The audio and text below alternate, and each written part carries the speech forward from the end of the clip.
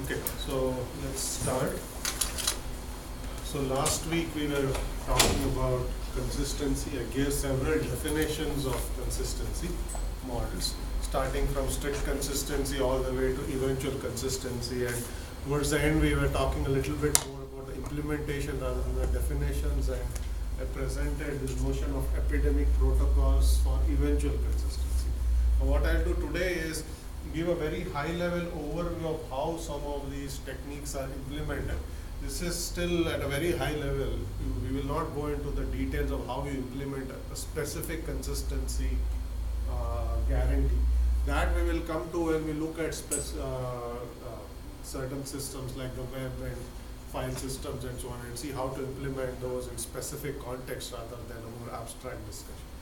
So this is as I said, a high-level discussion of how to go about implementing any consistency technique. And we'll see that there are two types of implementations techniques. One is based on the notion of a primary and the other one is replicated. So the first case, you have a primary replica that is responsible for maintaining consistency. And then there are other replicas that will talk to the primary. Okay, so often in databases, this is referred to as master-slave. There's a master, which is called a primary, and then there are slaves. They are all replicas, but one replica is more distinguished than the rest. So it takes responsibility or charge for determining how to implement any particular consistency mechanism. Okay, so those are primary-based techniques, and we'll see two flavors of it. The other one is replicated, right, which means that there are several replicas, but all replicas are treated identically, and it's a decentralized approach. So if all replicas that are up will participate in maintaining consistency and determining which is the latest right and things like that. Okay, so we look at both classes of sort of techniques. Okay, the replicated right, the primary based, we'll see two variants. One is called remote right and the other is local right. So this picture looks fairly complicated, but it is actually quite straightforward. So we'll assume that there are many replicas and there is one node here that is the primary for a certain data item. Now across multiple data items, different nodes may be primary. Doesn't mean that one node is primary for all of the data. You can even distribute the responsibility for a primary, but for data item X, it could be a file, it could be a record. This node is the primary. So what happens in remote write, as the name suggests, very straightforward approach. Whenever any client, okay, which are shown in those boxes at the top, wants to perform a write, it is going to send the write to its local replica, which is then going to forward it to the master of the primary. That's what is shown here. Write comes in, W1 is forwarded to the master copy. Master copy is updated, and then acknowledgement is sent back. And then it's that job of the primary to implement any consistency technique. Okay? It can then tell the other replicas, saying here is the latest version of the data item. It could send what are referred to as invalidate messages, saying I have a newer version. So if you have any copy, throw it away. Any of these techniques could then be implemented at the primary. Okay? Read works the same way. Okay? Unless caching is used, whenever a read request hits a replica, it's sent to the primary. Okay, or if you have cached or replicated copies, then you will just reply using a local version. Okay? So this is referred to as remote write.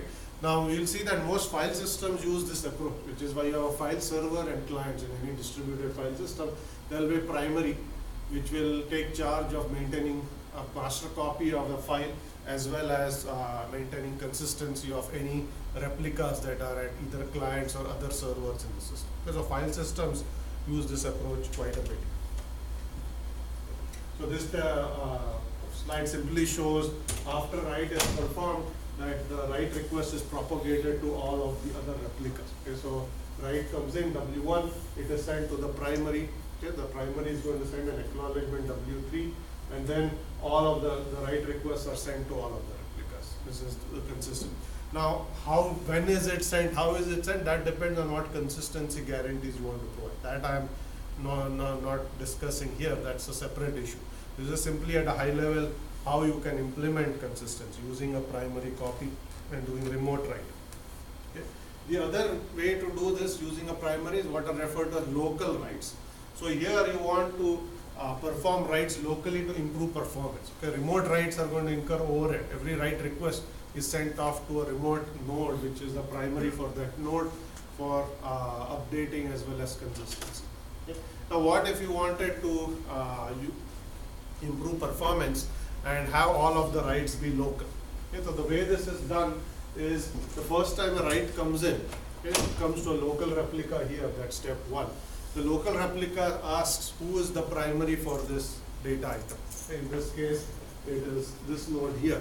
And it basically sends a message to that node saying, delegate the responsibility of primary to me. I am going to be the new primary. Okay, in this case, then that node says, fine, you can be the primary, I'll be a slave. Okay? So then the responsibility for becoming the primary is transferred to that other node. At this point, this node becomes the primary for the data item, so all subsequent writes are local. Okay? This is simply a performance optimization. Okay? You basically, rather than sending writes to a remote machine, you basically take over responsibility for the primary and all writes are then local. Okay? Again, this is used in many different file systems. When we talk about network file system, NFS, specifically NFS version 4 has this notion built in. Okay? In NFS version 4, the server for a file can keep changing, the primary server. You can actually delegate responsibility and have some other nodes become primaries for certain periods of time. Okay, this is mostly done as a performance optimization because writing to a local disk is going to be faster than sending the write to over a network to a remote machine and have that perform the write. Okay, so that's the reason for doing this. Now, this performance is better, but you have to keep track of, because the primary keeps changing, you need to have additional techniques that keep track of who is the current primary. Okay? You can't use some static scheme like the hash and file name and it tells you the primary, and you don't need to keep additional information. Here you need to have a separate metadata to track the primary for each data item. Okay? As far as once a write comes in, what happens to that write, how it's propagated is exactly the same as remote write protocol. Okay? Now this node has become the primary. Okay, there are lots of arrows here, but all that they're showing is when a write comes in, you perform the write locally and you send it to the other replicas, all the slaves. Okay, that's why the write is being broadcast to all of the other nodes in step W4. Okay? So that's all you need to do. Same as a remote write protocol. Okay? So when we come back to NFS, we look at specific implementation of both remote writes and local writes, okay, as well as other distributed file systems. Now let's talk about a more decentralized approach for consistency maintenance. So in this case, again, there are a number of replicas for each data item. Okay, it's a distributed data store, but there are no primaries and secondaries. There's no master or slave. All nodes are treated identically. All replicas are treated identically. Okay? So no primary, any replica can service reads or write requests. So in this case, you have to ask the question, how can you ensure consistency? Okay? Who takes responsibility for telling all the other nodes? And when a read comes in, how do you figure out what is the most recent version of the data item? Okay? So the way you have to go about doing this is you have to basically use this notion of voting, okay, to figure out what is the most recent version of a data item. Okay? When a write comes in, you have to decide how many replicas to send it to. Okay? When a read comes in, you have to figure out who has the most recent version. Okay? And all of this is achieved through this notion of voting. And this entire class of protocol, this is not one, I'm going to present the simplest version of this protocol. Okay, but this entire class of protocols is referred to as quorum-based protocol. Okay, so you need to have a quorum. Quorum says you need a majority vote. That's what a quorum means. Okay. So essentially what we are going to do is we are going to use the notion of voting to perform reads or writes. Okay, and I'm going to present a little bit of terminology, give some examples, and then we'll come back and examine this properties of how you achieve majority vote and so on. So let n be the number of servers or replicas in your system. Okay? So we will basically have two kinds of groups for voting. A group that votes for writes and a group that votes for reads. So we'll call this a read quorum and a write quorum. So NR stands for a read quorum and NW stands for a write quorum. Okay? So if you have n nodes in all, you can define the write quorum, or the write quorum is defined to be a strict majority. Okay, so the number of nodes that have to agree on a write request has to be at least half the number of nodes in your system. Okay? For consistency, we'll see why all of this is necessary, but this is a very simple quorum-based program. So write quorum requires a majority. Okay? Now, if you have NW defined to be a write quorum, okay, then NR can be set to any value such that NR plus NW exceeds strictly greater than N. Okay? So what that means is to perform a read, you need to poll at least NR's replicas and say what is the most recent version of the file you have. If they all return the most recent version ID and they all match, then you can basically return that and you're guaranteed that's the latest copy. Okay? Why that is the case, we'll see that in a moment. Okay?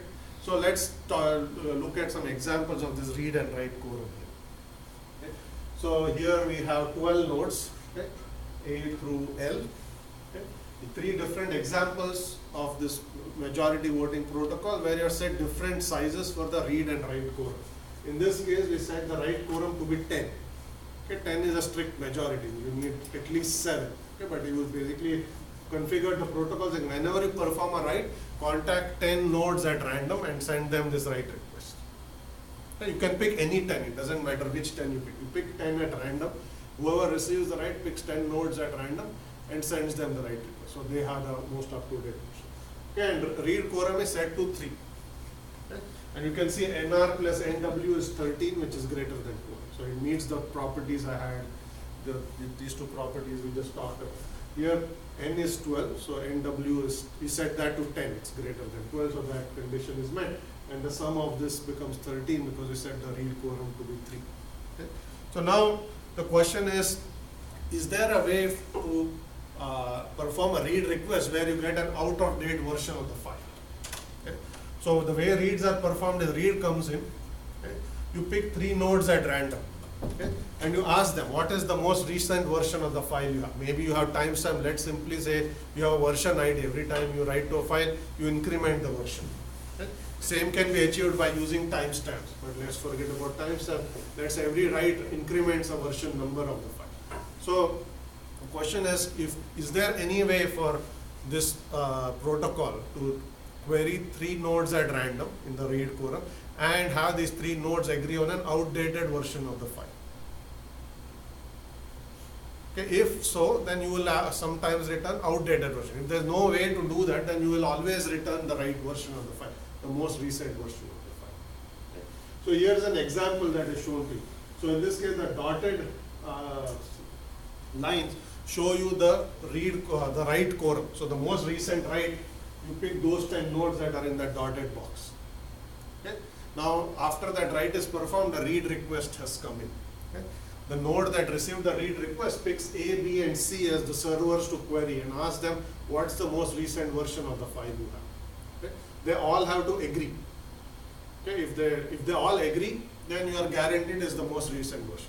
And the point is because NR plus NW is greater than 12, the read quorum and the write quorum will have to overlap. There will have to be at least one node that will overlap. So there is never a way you can get them to agree on an outdated version. So in particular, A and B did not see the most recent write because the most recent write was sent from servers C through L. Okay, that's the dotted box. So A and B still have the old version. So when you query them, they will return your old version ID. Okay, but because the read quorum is 3, you have to query a third server which has to be necessarily one from the write quorum. That's why NR plus NW was greater than 12. So you have to guarantee an overlap, otherwise you will get an inconsistent result. Okay? So as a result, C will not agree with A and B. Okay, so that poll will fail. You will not get a agreement. Okay, so you will try again. You will pick 3 other servers at random and say, what's the most recent version of the file? Okay, eventually you will pick 3 servers from this pool, okay, the write pool. At that point, they will agree, okay, because they all have seen the most recent write, and then you will basically be able to return the most recent version. Okay. So what this is showing you is by simply voting, you can ensure that you never return outdated versions of the file so long as you meet those properties. This question. In this solution, is fragmentation no problem? Fragmentation? Like, say, like DH and L, like they have like we just copy the file, and then E and I have different kind of like slightly over copies and so on. Okay, so question is, can you have issues where some nodes have more recent version, some nodes have more older version? Is that your question? Yeah. So that could well happen. Okay, so it's not guaranteed that in this, if you configure it this way, it's not guaranteed all the nodes will receive the write. Okay, but you will ensure that you will never return outdated version of the file. Some nodes may have outdated data, but a read request will always return the most recent version because of the way we set the read code. Okay. Here is another example. Okay, we'll see a different property holds here. Here we have set NW to be 6 nodes. Okay. NR is set to 7 nodes. Okay. So in this case, let's say the dotted line is where you performed a write. Okay. So that's basically nodes D, H, L, and J, K. Okay. Now read quorum is 7 nodes. So you have to pick any 7 nodes at random. Okay. And basically have them agree. So in this case, the read is sent to A, B, C, E, F, G, which have not seen the write, and it's also sent to H. So you will see again in this case, the read will not succeed because you always have to pick at least one of these nodes. Okay? So you will these nodes will disagree with that node in terms of what is the most recent version. So you will never return any outdated version. But there's also a problem with the way we have defined these numbers. Okay. Anybody figure out what the problem is? NR is greater than NW, so they never agree. Okay. So NR is greater than NW, so they are never going to agree. There's no way to pick 7 nodes here such that you will actually ever have agreement, because if you pick these 6 nodes, then you'll pick 1 node from the other set. Okay, that node would not have seen that. Now why did this happen? Because we said NW has to be strict majority, so it should have been greater than 6. We picked it to be 6. So we have not violated safety, but we have violated what's called liveness. Okay, liveness means something good happens. Safety property means nothing bad happens. So we assume that nothing bad happens in terms of returning outdated result. But we don't have liveness because there always reads will never succeed in this scenario. Okay. In particular, if you had set NR to 6, okay, reads could have succeeded if you have A, B, C, E, F, G, but that returns an outdated version of the file. Okay. But we'll say that's not correct because NR plus NW in that case is 6 plus 6, it adds up to 12, and we said we need it to be greater than N, not greater than or equal to. Okay. Which is why those properties are important. You have to meet those properties in order for you to do whatever or achieve your results. Okay. The last scenario is one where you pick the write quorum to be the entire set. Yeah. Every write goes to all the replicas. Okay. In this case, the read quorum can be simply set to 1, meaning you don't have to poll anyone. Okay. You just all reads are local. Whatever replica they hit is guaranteed to have the latest version of the file. Okay. This is referred to as read once, write all. Okay. You write to all, but then you can read from anyone. You don't have to ask it. So you can pick any values of NR and NW depending on what you are trying to achieve, so long as the property is here for the read quorum and write quorum are achieved. You can simply use voting to make sure you all agree, and then bad things won't happen. Okay, but the protocol will have different overheads in terms of reads and writes. So in particular, here reads are local. You don't need to ever send a message to a different machine. Writes require you to propagate the write to all the machines. So this is also referred to Gifford's quorum-based protocol, named after the author of the paper who proposed this protocol. There are many different flavors of quorum protocol. Okay? They all require voting, okay? And you have to agree on the results of the vote. Okay? It's not even majority. In this case, you actually have to agree. Okay? And by simply setting the write and read quorum to be of certain sizes, you can ensure that there's no primaries necessary. Okay, this is a completely decentralized approach. Okay, somewhat randomized as well. You can pick for your read quorum any random number of servers that equal to the size of the read quorum. Ask them what is the most recent version. If they agree, you can safely return that version to be the most recent version and not have inconsistent results. Okay. There is higher overhead than simply having a master. Okay, the previous 2 protocols, which are primary based, did not have, there's no overhead of voting and things like that. Okay, but here, because you did away with the master, You have to involve all the replicas in determining what is the, not all, but all. Okay. This is the first time we have encountered a voting based protocol. We did that a little bit in leader election. As we go on, when we talk about fault tolerance, we'll encounter voting and agreement and all of these techniques more and more. And we'll eventually end with Paxos, which is also a technique that requires agreement and voting and so on. Okay. This protocol assumes there are no failures, which is why the voting is straightforward. Okay, if there are failures and you pick nodes in the presence of failures, then the protocol may not work. And that's something to keep in mind. Any questions on this? So that's basically the end of the discussion on replication. I just have a few quick thoughts and then we will move on to fault tolerance. So we have looked at a whole slew of definitions of consistency guarantees last time. And we talked about two kinds of implementation techniques. One was epidemic protocols, okay, implementing protocols that provide eventual consistency. And what I presented today was either primary based protocols or quorum based protocols that allow you to implement different forms of consistency. Okay. Now there are systems that use some of these ideas in practice. We will encounter them, as I said, when we go along and talk about the web and file systems. Okay, there are several techniques we did not discuss at all in replication. Okay, first is where do you place the replicas? Okay. If you have geographically distributed workloads, the placement of replicas can have a significant impact on performance, just as the consistency protocol also has a significant impact on performance. We'll come back to that when we talk about the web. Okay. The other question is the number of replicas permanent? Is it temporary? Does it vary over time? Okay. Very important problem.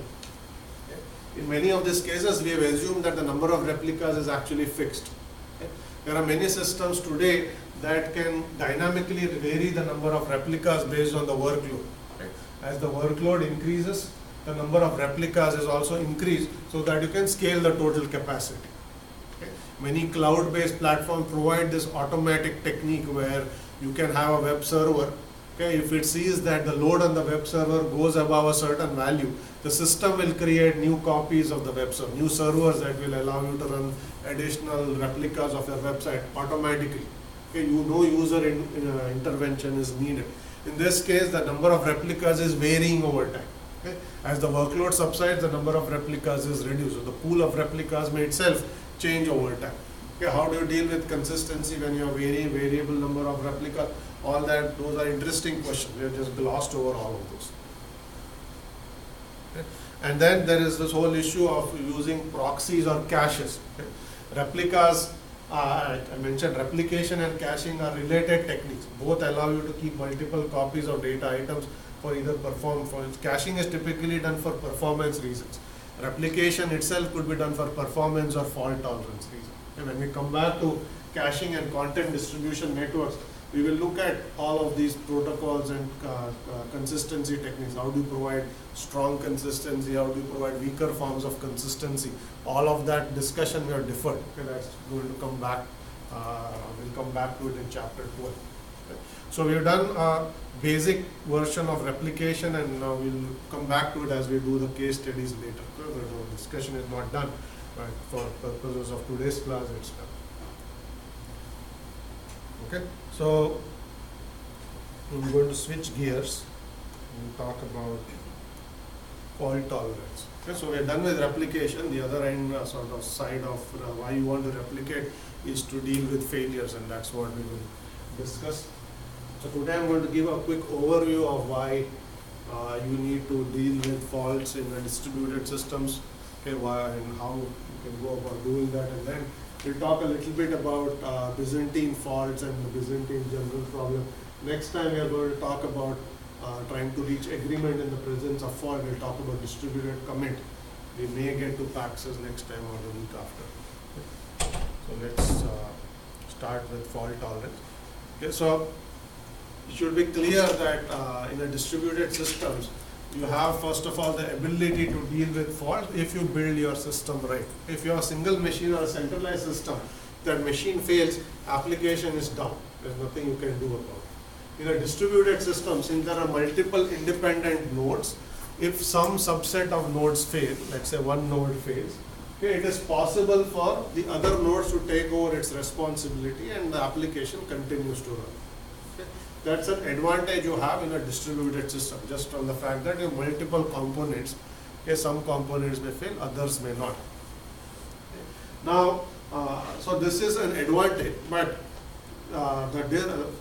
what the advantage is also something that gives a limitation or a disadvantage, which is the complexity of your system is going to go up because you have to implement a fault tolerance technique into the system. In fact, the larger the system, the probability that some nodes are failed keeps going up. Okay?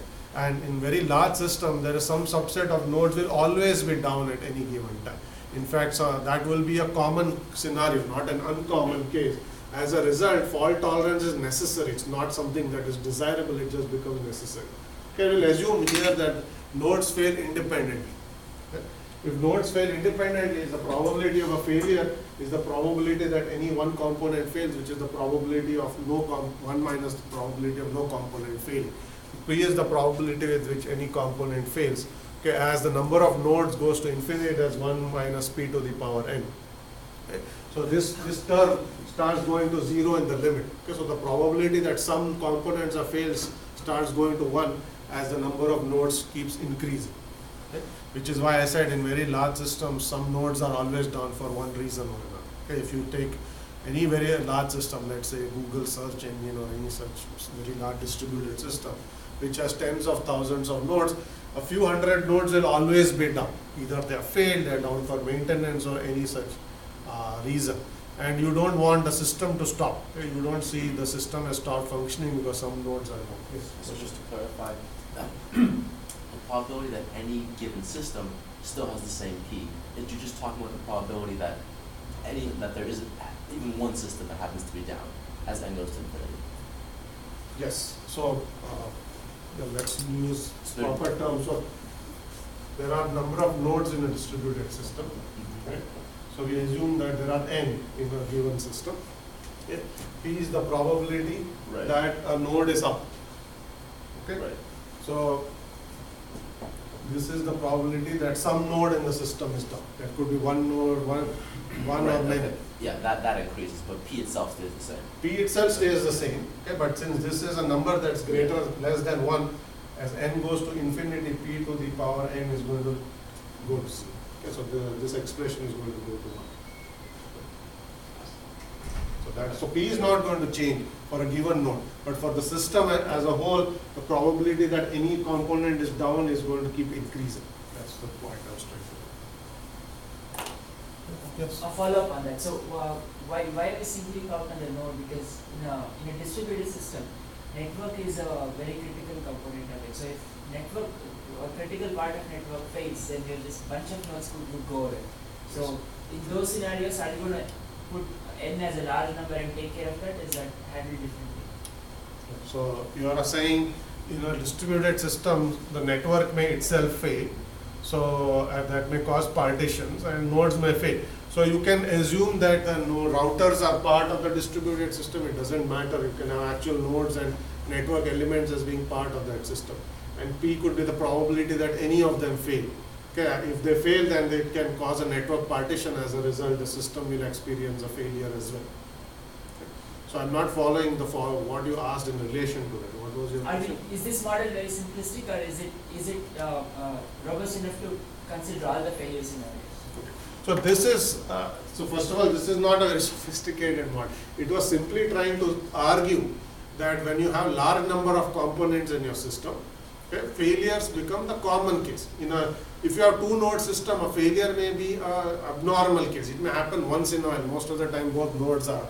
Okay, if you have 2000 nodes, some fraction of some nodes being down, even when there are independent failure, will start approaching 1 because they fail independently, and this expression simply goes to. That's all it was saying. So it was not trying to actually model network failures or anything like that, although you could put that into the model. So the meta point here was distributed systems can deal with failures because they have independent node. But as the system size goes, they have to deal with failures. Otherwise, your system will not function.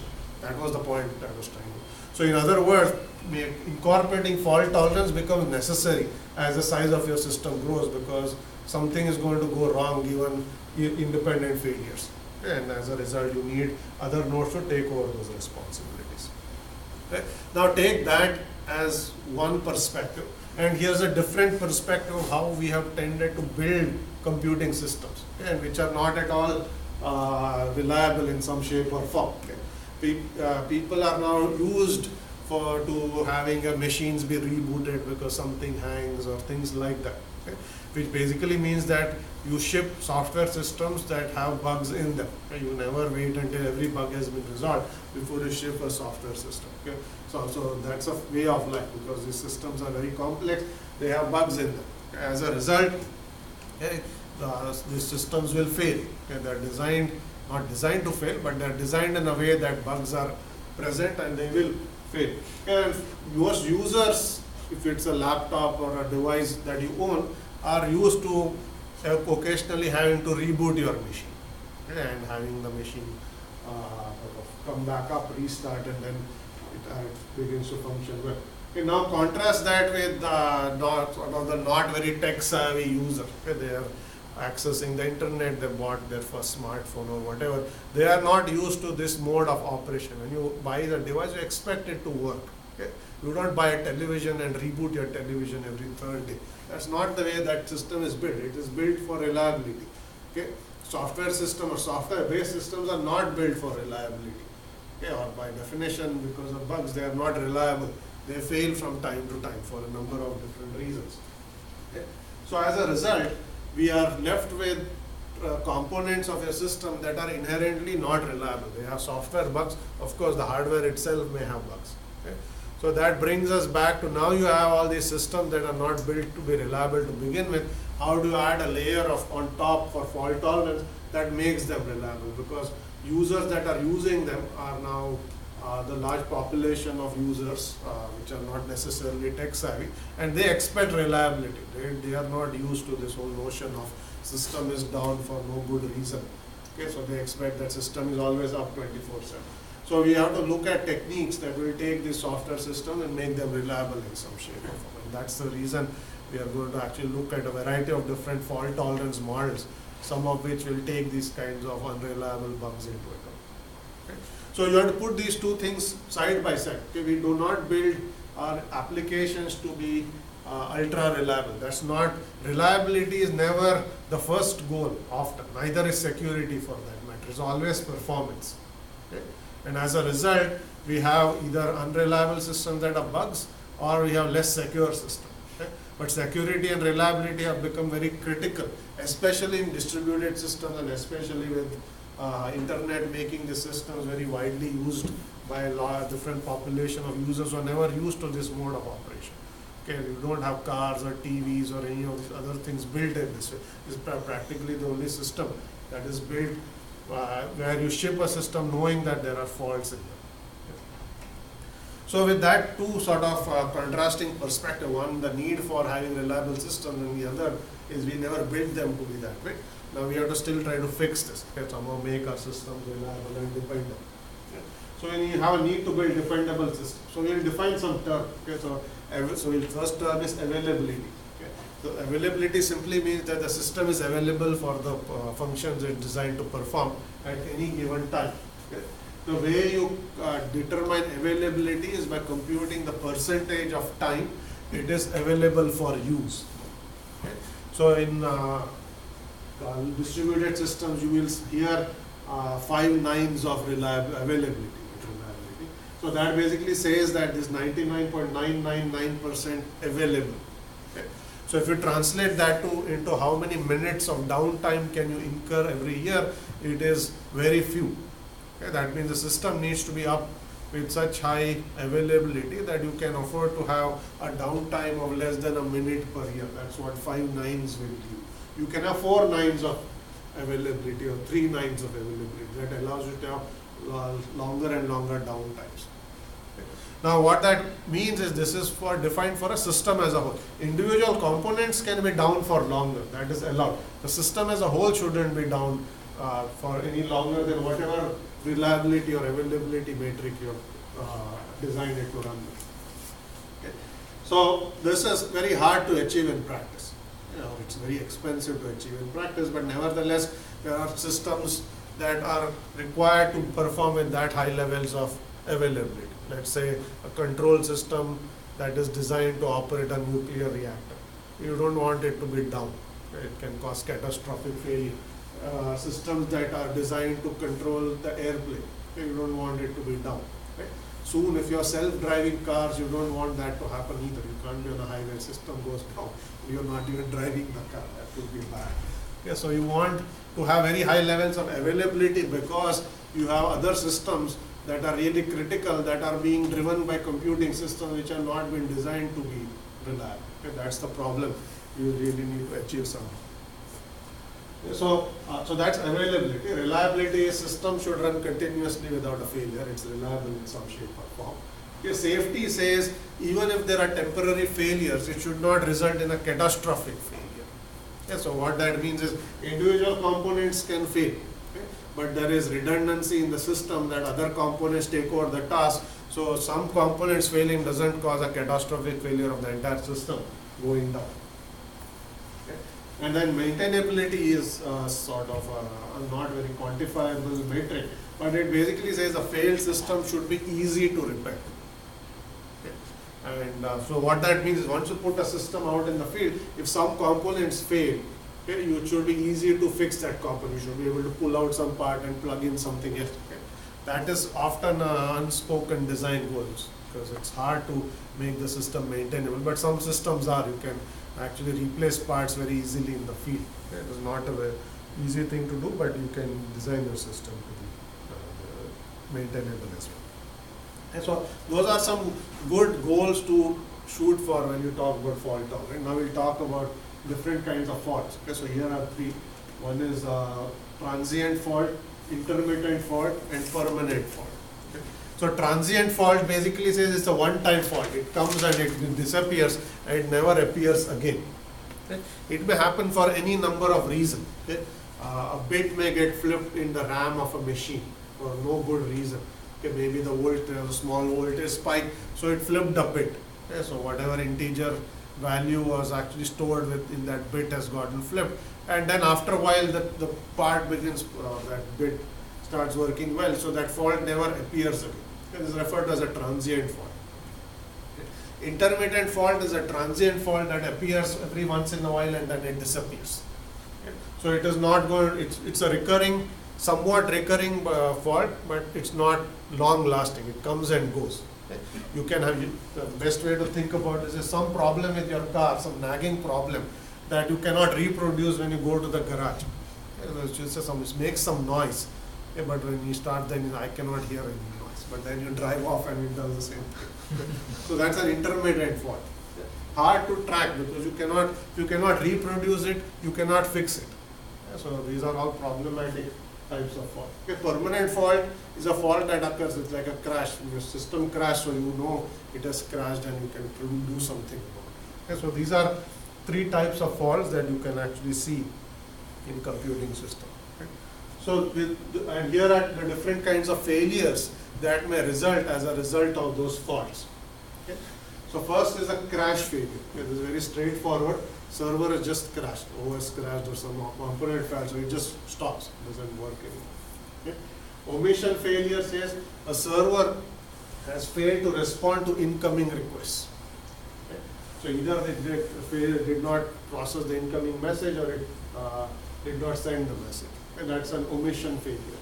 Okay. Timing failure says a server is responding, but the latency with which it responds is causing an error. It's too slow. Okay. It's causing other things to time out and assume that the server has failed. That's a timing failure.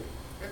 When we talked about streaming media, we had also encountered timing failures. If your video frames don't arrive on time, that's a type of a fault. And that's a timing fault. But there are many other kinds of timing faults. You may have very slow server. Other servers make request of it and then they time out after a while and then they assume it has failed. So response failure says the response is incorrect for whatever reason. You gave a response but the value is wrong. Okay. arbitrary failures are the most complex and hardest kinds of failures to deal with. Okay, they also result in what are called Byzantine faults that we will soon see. Okay, so here the server is working, but it's doing arbitrary things at arbitrary points in time. At some points it's performing garbage, okay? And then suddenly it starts working well. You don't know why it's doing that, but it has this notion of an what we will also call a Byzantine fault. Okay? It does various different things at different points in time in terms of correctness. Sometimes it works well, sometimes it doesn't. Okay? So these are the various kinds of faults you can encounter. Okay? In the course of the next 2 or 3 classes, we'll only look at the first one and the last one. Okay? Crash failures are simplest to deal with. Okay? Machine simply goes down. If there's another machine that detects that, it can take over. And we'll see simple techniques to deal with it. Okay? Byzantine faults are the hardest to deal with. Okay? First, you need to know that the machine is actually misbehaving. Okay? Because it's up, it's not that it's gone down. Okay? It is up and functioning, but it's just doing some random things in terms of correctness. Okay? Sometimes it works well, sometimes it doesn't. So here you need to first detect it, which is hard, and then you have to isolate it and somehow eliminate its arbitrary behavior from the eventual response. So here is a circuit diagram of how you can design hardware to be resilient to something that's equivalent either crash failures or even arbitrary failures. It doesn't matter what it is. Okay. And so this is referred to as triple modular redundancy. Okay. So here, so on the top is shown a circuit. Okay, it's a sequential circuit with 3 components, A, B, and C. Okay, this hardware circuit. So you send in an input, A computes a value. Okay, it produces 1 bit. It puts it on the line that input goes into B. It produces an output that goes into component C, and it produces an output. And the output of C is what is the output of your circuit. Okay. Now we want to deal with either A, B, or C failing, or A, B, or C producing arbitrary faults. Okay. The way you do this is you replicate. Okay. So you have 3 versions of A, 3 versions of B, 3 versions of C. Here we are assuming that failures are independent, they are not dependent. And this circuit can tolerate 1 fault of any component. Okay. And the way this works is you feed the same input into A1, A2, A3. You take the output and you vote. If one of them has failed or is producing garbage, the other 2 will override it. Okay. You have a voter here, that's the voter. Okay. So you basically send the output to voter, the voter picks majority. Okay. It picks the 2 out of 3 if one of them disagrees and says that's the output of this stage. You feed that output of the voter into the next stage. Okay, again there is 3 copies of the circuit B, okay, and you vote again, okay, and so on. Okay. Now the important thing to realize is the voter itself has to be replicated. Because the voter is faulty, these 3 may be functioning right and the voter may simply produce some garbage, okay, which is why you have 3 copies of the voter itself. Okay, not only is the circuit A replicated, the voter is also replicated, and all the output of all the 3 are fed into each of the voters. So each of them performs the voting step as well. Okay. So if you do this, you can then basically isolate any failure of any component of A, B, or C, or even the voter, and whether they have failed, meaning they simply stopped working, or they are producing arbitrary values regardless of the input. You can still isolate, and you can continue to have the system work without failure as a whole. So this is a very simple idea that has been used in circuit design, hardware circuit design. We'll basically use this principle also to deal with software. Okay, we'll have redundant software components, we will have voters that will vote, okay, and things like that, okay, to deal with failures.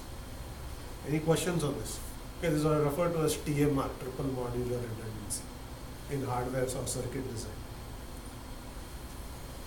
Okay, so with that in mind, let's now talk about Byzantine faults and simple crash faults and see how to deal with it.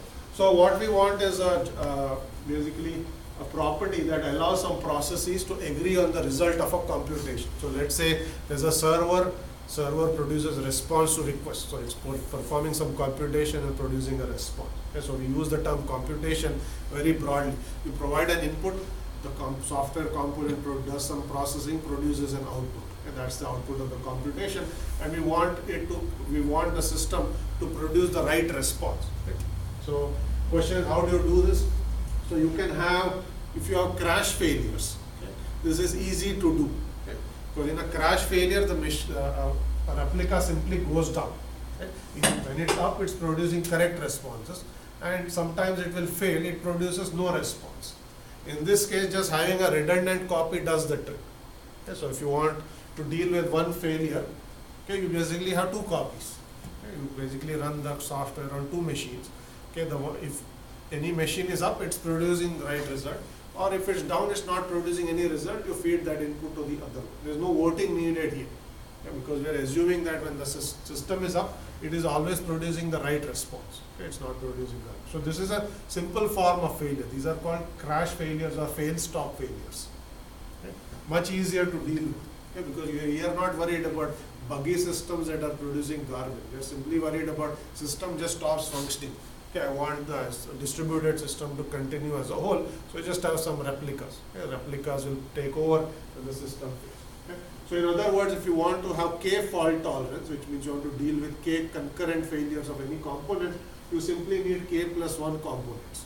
You need at least one more than the number that can fail, because that one will be up if k fails simultaneously, and the one that is up is producing a right result. Okay, these are simple forms of failures to deal with. Now, as against that, if you have these arbitrary failures, which are referred to as Byzantine failures, okay, this is much harder to deal with. Okay. Here, the machines may be up, okay, but they are sick or buggy. They may produce garbage at some point in time. That's for us a type of a failure. It's producing incorrect results. Okay. So now we need to deal with Byzantine failures. Okay. So here you can produce erroneous results, random results, malicious results. We don't know what the system is doing, what any component is doing, and how do you deal with it. Even here we will need redundancy, okay, but we'll see that you need far more redundancy than just one extra component. You need more than that, and you need some form of voting to figure out what has happened. Okay? And we'll come back to how do you deal with this. This is just a high-level description of the two kinds of failures and the difference between how to deal with them. Okay? Now, having said that, most real systems only are designed to deal with crash failures, okay? Because this happens to be too expensive. Okay, I put a question mark on how much redundancy you need. We will see that you need 3 times the number of replicas, okay, than you need here. Okay, instead of k plus 1, you need 3k plus 1. Okay. So to have one replica work, you need 4. Okay. So that's a 4x increase in your cost. That's a very high price to pay to deal with Byzantine faults. If you want to deal with it, that's what you will have to do. As a result, most practical systems take an approach that they will not deal with Byzantine fault, they will only deal with crashes. And if the system performs incorrect results, that's what you have to deal with. Yeah, but simply because it's expensive. Now, having said that, there's a lot of research papers on how to deal with Byzantine fault. A lot of literature on this. Okay? But make it practical, you have to reduce the cost you have to pay to implement Byzantine fault tolerance, which is still very high. Okay, so most system designers make a choice saying that's too expensive, can't pay that price. So we won't deal with it, we only deal with crash failures.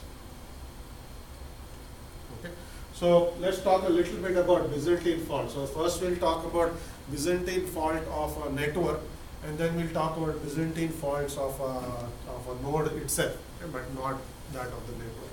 And so the way these problems have been described in literature are through analogies with military exercises or armies trying to attack one another. Okay. So this is basically referred to as the two-army problem, the first one. Here the scenario is you have two processes, okay, that are not faulty, right, but they are communicating over a network that is faulty. Okay. So, so we are assuming in this case, this is the simplest form where you are sending 1-bit messages. Okay. Each process is sending a bit to the other message, but the network is Byzantine faulty. Either it can, sometimes it delivers that bit that was sent exactly the way it was sent, sometimes it flips it, and you cannot tell what happened. Okay. And in this case, you want to reach agreement. Okay. You want to know whether the message was actually transmitted successfully. And the way to think about that same problem of two processes communicating over a Byzantine network is the two-army problem. Okay, the two-army problem is as follows. So you have army that's divided into two. Okay, and there is a general that is actually managing the two armies, and they want to attack a common enemy. And these two generals want to agree on when to attack, or let's say whether to attack. So the message is yes or no. Let's say they're simply trying to say, should we attack or not attack? And the way they will communicate is through a messenger who has to actually traverse from where the first army is located to the second army is located, but through enemy territory. Okay? So we'll assume that since the messenger is going through a hostile territory, anything can happen to the messenger. In particular, the messenger may get captured, and you may say send actually a bad messenger to the other end with the wrong message. Okay? Or the messenger may reach successfully. Okay? So then the question is, how do the two generals know that the message they exchanged was actually received successfully, and both of them know what the message is? Okay, that's the question. Is that clear? Okay, so what would you do? Okay, the first thing you would do is you would basically, you could send the messenger over. Okay. And then how do you know whether the messenger reached the other end or not? How can you figure out? Get an acknowledgement. Okay, so you can get an acknowledgement. The messenger takes a message, the other general signs the message or says, yes, I received it, sends the messenger back. Okay. So the messenger, let's take the case where the messenger is not captured at all. Okay. Messenger went to the other side and messenger has come back. Okay. So the first general knows that your message was received successfully, okay, because the message was delivered and the messenger comes back. In the case where you did not flip the message. Okay. But then how does the second general know that the acknowledgement was received? Okay, so I know that I said yes, let's attack. Messenger went and messenger came back, said I delivered the message. So I know that the other side has received the message. But how does that general know that I have received the acknowledgement, so I know that he knows or she knows? Sending nothing. Okay, you send another acknowledgement. Okay, so you'll send an acknowledgement back. Okay, that messenger may reach the other end. And now that general knows that I know, that they know. But then how does this first one know that the acknowledged act to the act was received? Because anything can happen in transit, maybe message never reached. Okay. So you can keep sending acts to acts, but you are never guaranteed whether the final act was actually received. Okay. So this is basically referred to as what is also called common knowledge. Common knowledge means I know that not only I know something, but everybody else knows something. Okay. So you will basically reach agreement when there is common knowledge, when everybody knows and you know that everybody knows. Okay. So in this case, you may know, but you don't know whether the other party knows something. And if you keep sending acts, you know that they know, but they don't know the reverse. So this is going to continue till infinity, and you will never reach agreement.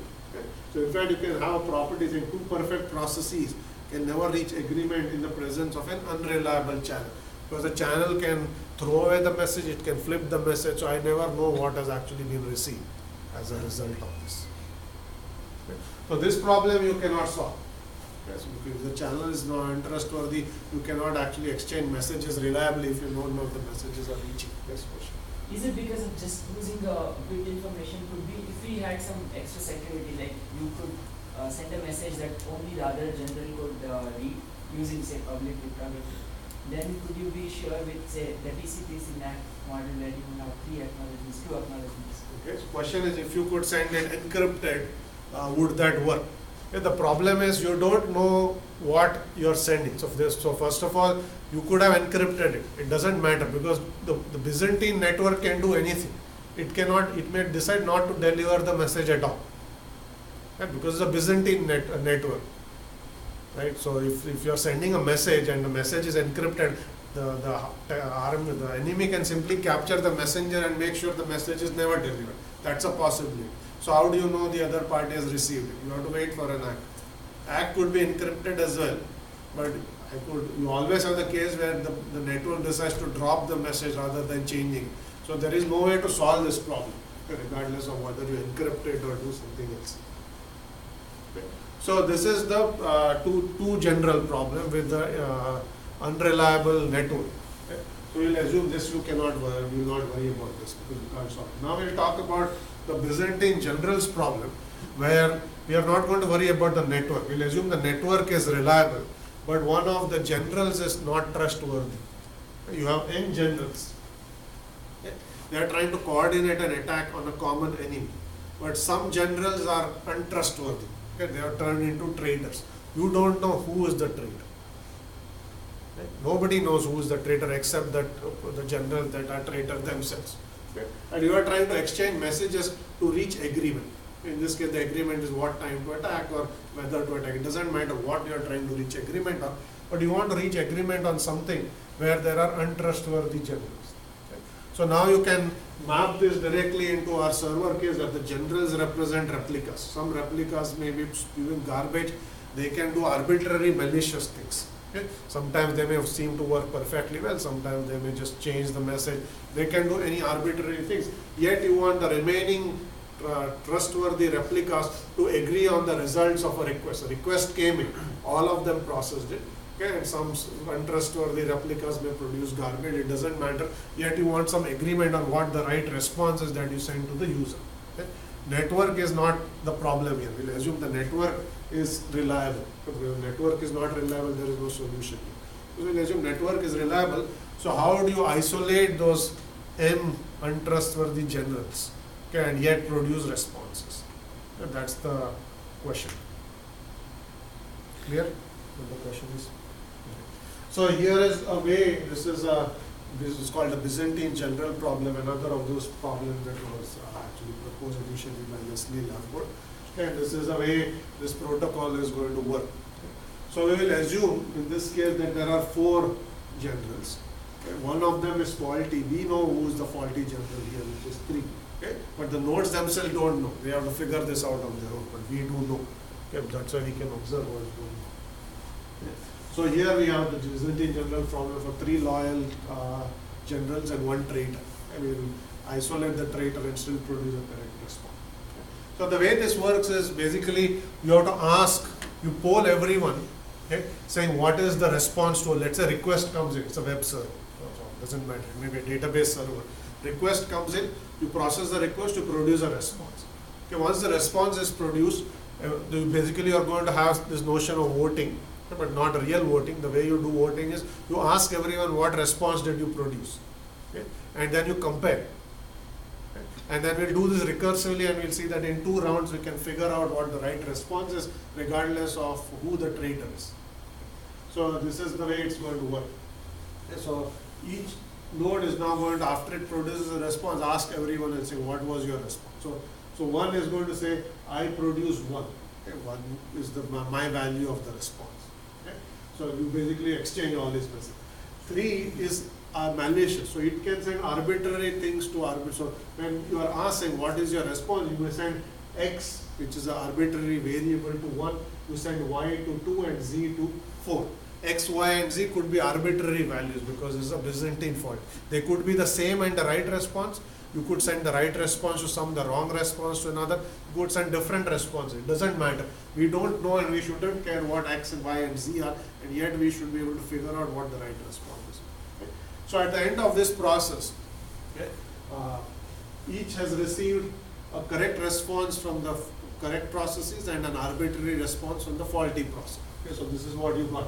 So 1 has gotten 1 from itself, 2 from 2, 4 from 4. Okay, these are not the values of the responses, these are the responses themselves.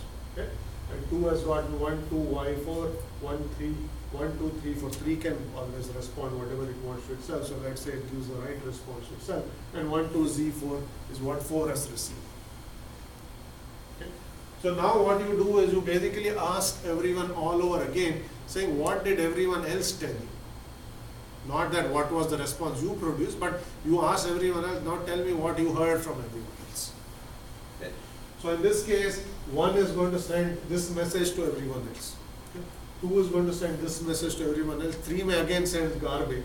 Okay, so in this case, it's going to send some arbitrary things to arbitrary ones, and 4 is going to send this. Okay? So at the end of round 2, this is what you have received. Okay? So you got 1, 2, y4 in round 1, and then basically you got a, b, c, d from 3, and you got 1, 2, z4 from 4. Okay? And then 2 got that, and 4 got this. So now if you compare, so you will see that when you tell the truth and other people are telling the truth, you get the same responses. But 3 can cause send arbitrary values, but it gets outvoted at the end of second round because there are 2 others that are disagreeing with 3. Okay, so if you actually see what has happened here, you see that this and this are agreeing, and you can isolate that 3 is sending garbage to 1 and send something else to 4. And the same thing is true here. So you can basically isolate who is lying because that row and that column will actually disagree. Okay, but the others are agreeing here. Okay, is that clear? So basically, you have now basically it has responses from 3 others. If one of them is lying, the other 2 will agree. Okay, and so then you can figure out that who is lying. And it's okay if 3 decided to send the right results. In that case, there is nothing to worry about. In this case, the 3 may have produced correct result, in which case it will agree. So then the result will still be the same. You want to produce the right output. Okay? Yes. What if the number of traders is very large comparison? Okay. So question: what if the number of traitors is large as compared to the number of generals? This scenario assumes 1 traitor, 4 generals. Okay, we will see the actual result is if you have m faulty generals or m traitors, you need 3 plus 1 m total nodes for this protocol to work. Same protocol is going to work. You can plug in whatever value of m you want. If you want to deal with 2 traitors, then you will need 7 such processes. Okay? They will all do the same thing. Okay? The 2 traitors will send garbage, but then the others will override. This is showing a scenario where m is set to 1. Okay, so that's why there are 4. Okay, so this should tell you that if you had fail-stop failures, if you had 1 faulty process, you needed 2 replicas. The Byzantine failures, if you have 1 faulty process, you need 4 replicas. You vastly increase the cost to actually deal with Byzantine faults. Next question. So what if the trader sends consistently false data? Yes. Would it be able to detect that? So what if you can analyze this any way you want. Let's say first case is traitor actually sends the right response and sends the right response to everyone. So all of these values are going to agree because everybody is producing the same response to the request. No problem. Okay. What if the traitor sends an incorrect response but sends the same incorrect response to everyone? So then what would happen is this column is going to agree. It's the same thing. But that is going to disagree with what the other 3 are saying is the response to this request. So I am outvoted anyway. Okay, I say what is 1 plus 1? Traitor says 4, everyone else says 2. Okay, and if 3 out of 4 are saying that is 2 and the traitor is saying something wrong, is inconsistently saying wrong, it's still outvoted. Okay, and it could send different responses to question 1 plus 1 and you'll still get outvoted because you can see that that node is sending garbage in this case and sending different wrong values to different nodes. How do you come up with the number of traitors? How do you come up with the number of traitors? Okay, so this is a different problem. So you are asking how do you decide how many faults can occur in the system. So that is clearly not known ahead of time. You have to design the system to tolerate m concurrent faults. If you have more than m faults, the system will stop. Okay? Just as if you have crash fault tolerant and you put 2 replicas, you can deal with 1 fault. You say what happens if both fail? Nothing much can happen. System goes down. Okay? So if you design this with 1 but 2 of them turn Byzantine faulty, this will not work. It will produce wrong responses because it's not designed to work for more than 1 concurrent fault. Is there a way to detect if the number of traders exceed n? Okay. Is there a way to detect number of traitors? So you can't actually detect that. You have to decide this ahead of time and then vote based on how pick the value of number of faults you can encounter in your system. Based on that, you decide. Now, you are all these are right questions in that you cannot a priori predict what the fault could be. Okay? The fault could be a software vulnerability that some hacker has actually maliciously taken over that machine and it's producing garbage. If the same software vulnerability exists in all of those, you will have more than some number of faults. The faults could be as a result of anything. Right? Real bug, some sort of machine got taken over, hacker is producing garbage. Yes. Is there an intuition as to why 3m plus 1 is a minimally required? Yes. So I'm going to show you. The question is why is it 3m plus 1? We'll do the same thing from one faulty process and reduce it. okay, from 4 to 3 nodes. Okay. And now you will repeat this and you see what happens. So in this case 3 is still faulty, 1 and 2 are not. So 1 is going to send 1 to other node, 2 is going to send 2, 3 is going to send x and y. Okay. So here you will basically see that this is what you received at the end of round 1. 1 to x, 1 to y, 1 to 3. Okay, you repeat again. Okay. Then you got 1 to y, a, b, c, 1 to x, d, e, f.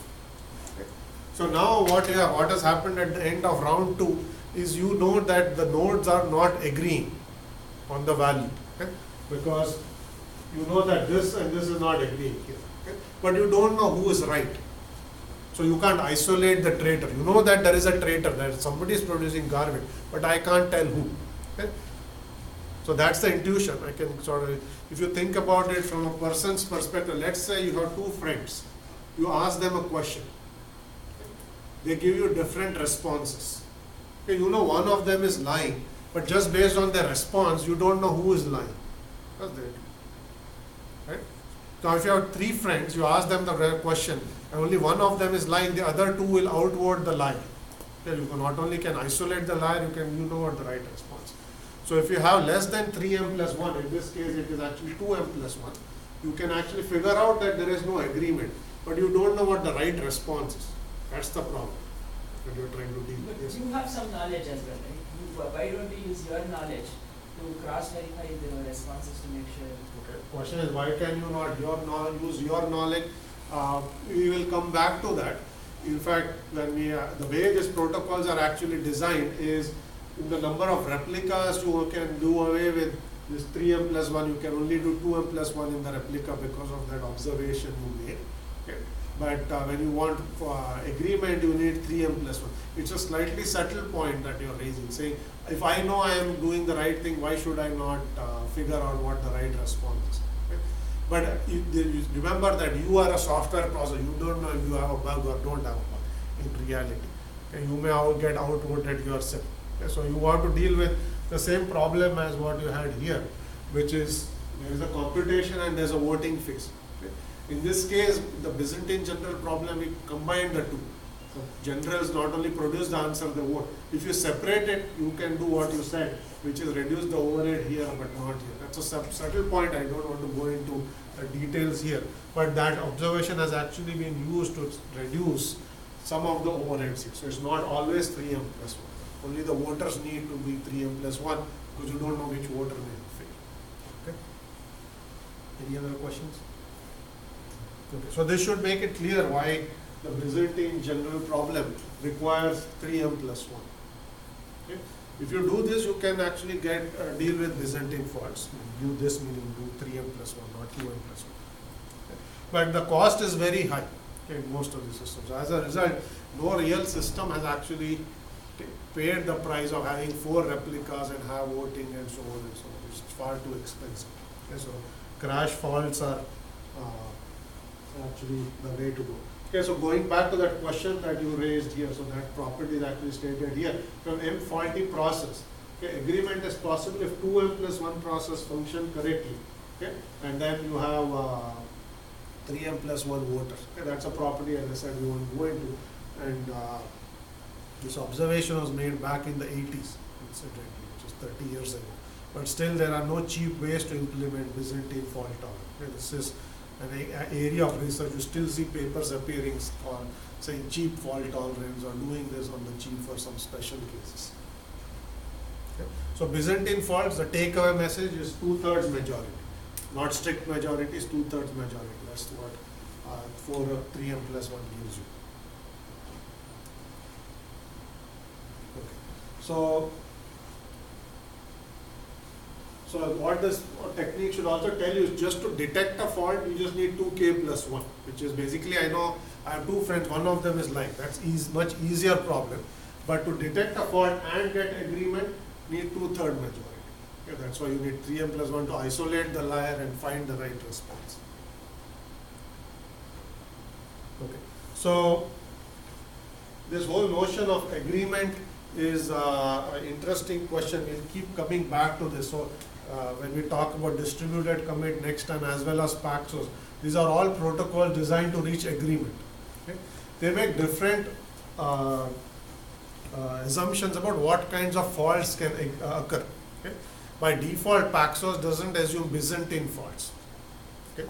So the standard version of Paxos is much cheaper. If you have Paxos in the presence of Byzantine faults, you may need something like this to reach agreement. Okay, you need this voting and voters and so on, and they are far more expensive to deal with than straightforward Paxos, which we will come back to. Okay. So to get cheaper versions of Byzantine fault, there are different models. Okay, what kinds of faults are used. So the most complex one is Byzantine.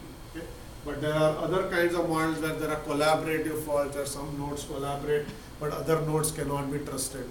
Or you can have some trusted nodes and other less trusted nodes, and you basically try to exploit these properties to somehow reduce the cost. So there has been all these flavors of how to reduce the cost of dealing with Byzantine faults that people are looked at. But again, if I'll put up some papers on some of this if you're interested, just as sort of curiosity. But as far as the book and the course is concerned, this is all we will talk about as far as Byzantine generals problem is concerned. Okay. Go back and read the original Byzantine generals problem paper. It's an interesting one. It's written back in the 80s where this problem was first proposed. Okay. So I have a few minutes left. I'm going to talk a little bit about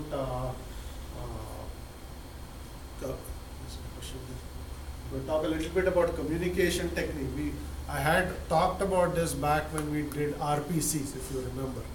We said if your RPC requests, what happens when certain, either the server fails or the network fails and things like that. So putting that in the context here, as you can imagine, all of that discussion assumed that it was crash failures. Either the network simply dropped a packet, server simply crashed and failed to produce a response. If you had Byzantine fault, none of that would work. You got a response, but you don't know whether to trust it because the server produced garbage. So that's something to keep in mind. We did talk about all of these possibilities. This is just a reminder to go back and review that material from the RPC lecture, which was actually from this chapter. Okay, I just brought it up earlier. Okay. Now here is a way to achieve reliability in most networking scenarios when you have packets that get dropped. Okay, as was pointed out earlier, the way to do this is you assume that there are acknowledgements coming back. Okay? But we are not assuming that processes are Byzantine faulty. This is why you don't need to keep sending ACKs for ACKs and things like that. So in TCP, you send a packet, you get an acknowledgement, you know the packet has been received. You don't actually send an ACK to the ACK or anything like that because we don't assume that the network is Byzantine faulty. Assume that it either drops a packet or delivers it right. Same is true when you do multicast. Okay, what this slide is showing is how do you deal with failures of the network failing to deliver packets when you have multicast message. So in multicast you have one sender and many recipients. Okay, so this is group communication. Okay. So sender sends a packet out. Okay. This packet actually goes to many different recipients. So there may be n recipients. So now assume that if you did what our TCP did is whenever a recipient receives a packet, you send an ACK back to the sender. So if you have n recipients, for every packet that goes out, you will get n ACKs back. Okay. If some nodes don't send an ACK, then you will time out and retransmit to those nodes alone. Okay. But the problem gets worse as the number of recipients keeps increasing. What if there are 10,000 recipients? Okay. Every outgoing packet means I get 10,000 packets back. Okay. What if there are 50,000? Okay. When you send one packet out, you get 50,000 ACKs. Okay. So sending acknowledgements is a good way to ensure that your packets reach, and if they don't reach, you retransmit. But this doesn't actually scale in the case of multicast, simply because the overhead of dealing with acknowledgement will far outweigh the overhead of sending the packet itself as the number of recipients grow. Okay. So then the question is, if you want to do reliable multicast and you think that the cost of sending ACKs is just too high, how do you deal with packets getting dropped by the network? Okay, you send a packet, some subset of the recipients got it, others did not. How do you detect that if you don't want to pay the price of having everyone send individual ACKs? Is the question clear first of all?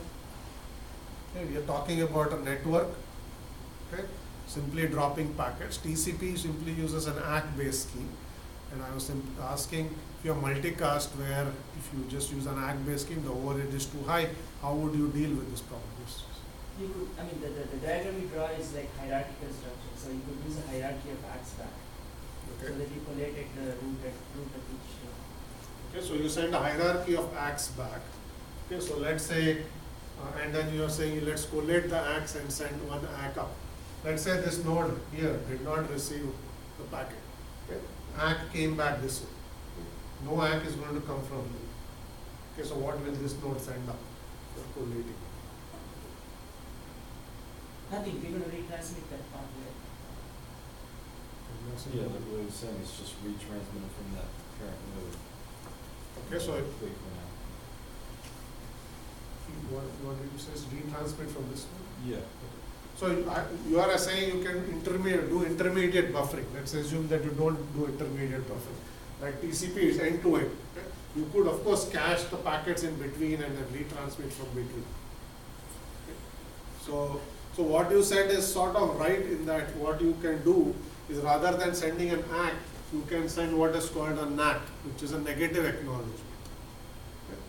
Okay, you just flip what you said around. Rather than doing aggregation, if you receive successfully a packet, don't send anything back.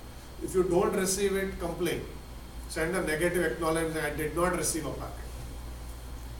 Okay? And so if you do NAT-based schemes, that are much more scalable when you have lots of receivers than ACK-based scheme. Okay, your question. So how does it know who's supposed to receive a packet? Okay, that's a good question. That was going to be my next question. So how do you know that you have not received a packet in order for you to send a negative acknowledgement? If you complain, you need to know that you missed something to begin with. Okay, if I don't receive anything, should I assume the sender is silent or I'm not receiving packets? I guess the assumption is you will eventually receive a packet with some sequence number being so high that you realize that you missed a lot of things. So what you said is right. So the way you figure out, it's a very good question. The way you figure out is you have not received anything, you will say just as TCP sends packets with sequence numbers, okay, in TCP everything is a sequence number, okay, you will assume that packets are numbered. Okay? So if you received packet 5, 6, 7 and then you did not receive 8 and you received 9, you know that something is missing because I received the packet after the one I was supposed to receive. Then you send a negative acknowledgement saying, wait a minute, I did not receive 8. So you send a NAC for 8 and ask the sender to send it back. Okay? So this only works so long as the packet you have not received is the last packet that was being sent by the sender. And the way you detect the last packet is just as in TCP, you have a FIN saying I'm done with transmission. If you receive a FIN, then you know that the last packet has not been received. Okay? So this is basically how you deal with lost packets in multicasting. In unicast, use acknowledgements. In multicast, use negative acknowledgements, but deal with the problem of how do you know a packet is missing by using sequence number, and if you see a gap in between, then you send a NAC saying I did not receive this, please retransmit. And that is where some of the suggestions that were made come into the picture. If you have intermediate buffering, the NAC doesn't have to traverse all the way back. Okay, you can actually retransmit from the most recent node of the hierarchy that still has a copy of the packet. Okay, typically if these are routers, they are not going to actually buffer any packets. You don't have the memory capacity to buffer. But if this is an overlay network, you may actually have intermediate buffering. Okay. So this depends on whether this is an IP level multicast scheme or an application level multicast scheme, in which case you may actually have buffering. So this is something to keep in mind of how networks deal with packets that are dropped over the network. Byzantine, the packet delivery can't deal with. Okay? Simple dropping of packets you can actually handle, and this is the way either TCP or IP multicast or application level multicast would deal with these issues. Okay? So we'll stop here for today. Next time I'm going to talk about distributed commit, and maybe towards the end we will start talking about paxos and things like that.